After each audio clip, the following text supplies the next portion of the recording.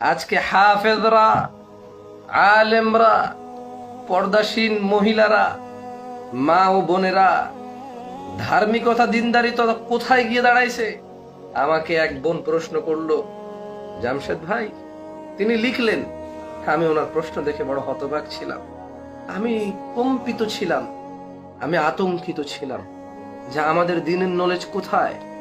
বলল যে আমি খুব পর্দাসীন, আমি কখনোই কোনো ছেলের সাথে রিলেশনে যাইনি। এক পর্যায়ে ফেসবুকে আমার কাছে একটা অ্যাড আসে, ছেলের প্রোফাইল, ছেলে হাফেজ এবং আলেম। আমি হাফেজ এবং আলেম দেখে ছেলেটাকে আমি অ্যাড করলাম। ছেলেটা আমাকে মেসেজ দিল, দু একটা মেসেজের রিপ্লাই করলাম। হাফেজ আর আলেম দেখে আমি তার সাথে চ্যাটে লিপ্ত হলাম। এক পর্যায়ে সে কান্নাকাটি করে। কে বলেন তো? আমার সঙ্গে একটু আপনারা জবাব দিবেন। এক পর্যায়ে ছেলেটা ওই মহিলার ইনবক্সে লেখালেখি করে, কান্নাকাটি করে কথা বলার জন্য। টুকিটাকি মোবাইলে কথাও বললাম। ছেলেটা বলল যে আমি খুব পর্দাসীন, সে আলেম, সে হাফেজ, সে আমাকে পছন্দ করে ফেলেছে, সে আমাকে ছাড়া বিয়ে করবে না। আমি ছেলেটাকে বললাম যে আপনি একজন হাফেজ, আপনি একজন আলেম, আপনি আমার চাইতে বেশি জানার কথা। এইভাবে কথা বলা, এভাবে চ্যাটিং করা, চ্যাটে উপলব্ধ হওয়া, কানেক্টেড থাকা হারামুন আকবার। আপনি তো আলেম আর হাফেজ মানুষ। জানেন আপনার ওই হাফেজ ভাই কি করেছে? আপনি শুনলে অবাক হবেন। আপনার হাফেজ ভাই ওই মেয়েটা যেটা ভালো থাকতে চায়, মেয়েটা যেটা জানে প্রেম ভালোবাসা করা হারাম, বিবাহের পূর্বে সম্পর্ক করা হারাম, যদিও তার এই দাবি মিথ্যা ছিল। আরে যদি আবু বকর, আলী, উসমান রাদিয়াল্লাহু তাআলা আনহুম আজমাইন, যখন আল্লাহ সুবহানাহু ওয়া তাআলা কোরআনুল কারীমে আয়াত নাজিল করেছে, কুল লিল মুমিনিন ইয়াগুদ্দু মিন আবসারিহিম, মুমিনদেরকে বলে দিন তারা তাদের চক্ষুকে সংযত রাখবে, ওয়া ইয়াহফাযু ফুরুজাহুম, তারা তাদের লজ্জাস্থানের হেফাজত করবে। এই আয়াত নাজিল হওয়ার পর যদি আবু বকর, আলী, উসমান, আবু হুরায়রা, ইবনে আব্বাস, আলী, এরা সাহাবা কেরাম যদি কোনো মহিলার সাথে দেখা করতে চায়, কথা বলতে চায়, হারাম, হারাম। প্রত্যেক ওই পুরুষ, সূরা নূরের 30 নাম্বার 31 নাম্বার আয়াত নাজিল হওয়ার পরে মহিলা পুরুষ দেখা দেওয়া হারাম, কথা বলা হারাম, প্রেম প্রীতি দূরের কথা। হাফেজ আর আলেম, ওই মহিলা, ওই বোন হয়তো তার জ্ঞান কম ছিল, সে বললো যে এক পর্যায়ে সে কান্নাকাটি করার পর আমি বললাম যে বিবাহের আগে তো এইসব কথাবার্তা বলা, সম্পর্ক করা হারাম। হাফেজ আর আলেমে কি সমাধান দিয়েছে শুনবেন? ওয়াল্লাহি এরকম লাখো লাখো হাফেজে ফেসবুকে পড়ে আছে। বোন তুমি ধোকায় পড়িও না। এরকম লাখো লাখো আলেম এরকম ফেসবুকে পড়ে আছে যে তোমাকে এইরকম ফতোয়া দিয়ে তোমার জীবন নষ্ট করতে চায়। আপনি শুনবেন ওই মেয়ে যখন এটাকে হারাম বলছে, ওই হাফেজ আর ওই আলেম কি সমাধান দিছে? বললো যে ঠিক আছে, আমি খুতবা পড়বো, তুমি আমিন বলবা, আমাদের বিয়ে হয়ে যাবে।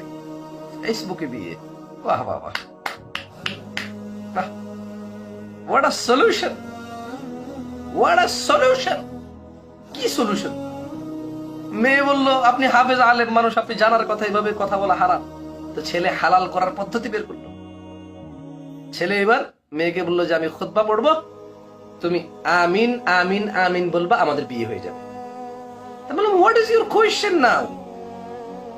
আমি মহিলাকে লিখলাম যে হোয়াট ইজ ইউর কোয়েশ্চেন, তোমার প্রশ্ন কি? বললো যে শেখ, আমি আপনার কয়েকটা লেকচার শুনেছি, আমি এখন খুবই আতঙ্কিত, আমি খুবই লজ্জিত, আমি ভীষণ ভীতু, আমার দ্বারা যে অন্যায় হয়ে গেছে আমি কি করবো আমি বুঝতেছি না। কারণ ওর সাথে কি আমার বিয়ে হয়ে গেছে, তাইলে আমার তো বাবা মা জানে না। আমি বললাম নো, এইভাবে বিবাহ দ্বীনে ইসলামে তো নেই, নেই কোন বড় বড় সমাজেও নেই, হিন্দু ধর্মেও নেই, বৌদ্ধ ধর্মেও নেই, খ্রিস্টান ধর্মেও নেই, পাহাড়ে গিয়েছি উপজাতি, উপজাতি ধর্মেও, উপজাতি সভ্যতায়ও নেই যে কেউ কথা বলল হারাম মনে করলো, তারপরে এরপরে ছেলে রাতের অন্ধকারে গোপনে, ছেলের বাবা জানে না, মা জানে না, ভাই জানে না, বোন জানে না, কেউ জানে না, মেয়ে জানে না, মেয়ের বাবা মা জানে না, কেউ জানে না, শুধু তারা কথা বলবে এটাকে হালাল করার জন্য একটা খুতবা পড়বে। আরে একটা খুতবা তো দূরের কথা, কোরআনুল কারীমে 30 পারা 114 সূরা যদি পড়ে, তারপরে যদি কোনো মেয়ে আমিন বলে, এভাবে কি বিবাহ হয়? আমি বললাম, বোন তুমি বলো, তোমার এলাকায় কি এরকম এর আগে বিবাহ হয়েছে? বলে যে না। আমি বললাম, তুমি বলো, এভাবে কি কোনো সমাজে বিবাহ হইতে তুমি দেখছো? বলে যে না। বললাম, তোমার বিবাহ হয় নাই। তুমি ওই ছেলের বউ না, ওই ছেলে তোমার হাজবেন্ড না, বরঞ্চ ওই ছেলের নামে তো মামলা করা উচিত যে সে এইরকম একটা কৃতকর্মকে সে বিবাহ নামে সম্পন্ন করতেছে, সে এইরকম একটা কৃতকর্যকে সে বিবাহের নাম দিয়েছে। পৃথিবীর কোন সভ্যতা, অসভ্যতা, দিন, আবার দিনহীন কাজেও তো এটাকে বিবাহ বলে না, বলে কন্ট্রাক্ট ম্যারেজ বলে। ওরা ডিল করছে, একসাথে থাকবে। বাট এরকম ফেসবুকে কথা বলার জন্য মোবাইলে খুতবা পড়বে, মেয়ে আমিন বলবে, বিবাহ হয়ে যাবে, এবার কথা বলা যাবে। দিনের জ্ঞান কোথায় গিয়ে দাঁড়াইছে যে হাফেজ এমন কাজ করে? আর বোন তুমি না পর্দাশী, তুমি তো বললা তুমি রিলেশন করো না, তাকে হাফেজ আর আলেম দেখে তুমি তাকে অ্যাড করছো। What is this? আরে আবু বকর ওসমান তোমাকে অ্যাড পাঠাইলে তুমি করতে পারবা না, কারণ আল্লাহ তোমাকে বলেছে ওয়াকুল লিল মুমিনাত ইয়াগদুদনা মিন আবসারিহিন্না ওয়া ইয়াহফাযনা ফুরুজাহুন্না। ও মুহাম্মদ সাল্লাল্লাহু আলাইহি সাল্লাম, আপনি মুমিনা মহিলাদেরকে বলে দিন চক্ষু নিচের দিকে রাখবে, লজ্জাস্থানের হেফাজত করবে। তুমি কিভাবে কাউকে অ্যাড করবা? আর সে আলেম আর হাফেজ, সে তখন আমি একটা উদাহরণ দিলাম, কোন আলেম হাফেজ মোবাইলে খুতবা পড়ে প্রেম করলে যদি হালাল হয়ে যায়, এভাবে যদি বিবাহ হয়, তাহলে কোন পুরুষ কোন পতিতালয় গিয়ে কোন মহিলার পাশে বসে খুতবা পড়বে, মহিলার সাথে তার তার কামনা বাসনা মিটাবে, আর তারপরে বলবে যে তালাক তালাক তালাক, 3 তালাক, তালাক হয়ে যাবে। এরপরে আবার সে কোন পতিতার কাছে যাবে, গিয়ে বলবে যে আমি খুতবা পড়তেছি, তুমি আমিন বলো। এরপরে সে তার কামনা বাসনা মিটাবে, তারপরে বলবে তালাক তালাক তালাক। হাফেজ, ইয়া হাফেজ আনতা আলিম?